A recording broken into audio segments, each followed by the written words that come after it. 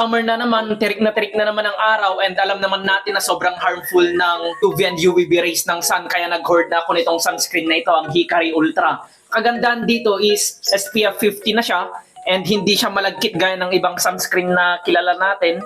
At yun yung pinaka-problem ko sa paglalagay ng sunscreen, malagkit talaga siya.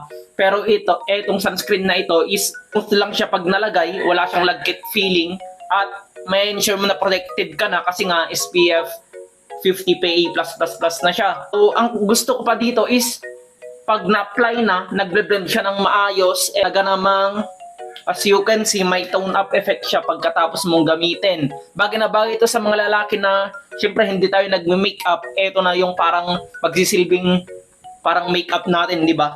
So, as you can see, napaka-smooth niya tignan. And kung inaakala mo na ang sunscreen ay para lang sa mga kababaihan, umalis ka ditong bonjing ka pa rin, ito ang kailangan mo sa mga may gusto lang nito. Kaya if you are looking forward to buy this one, andyan yung link sa baba, mag-check ka na bago ka pa maubusan. Maraming sold nito. Check na.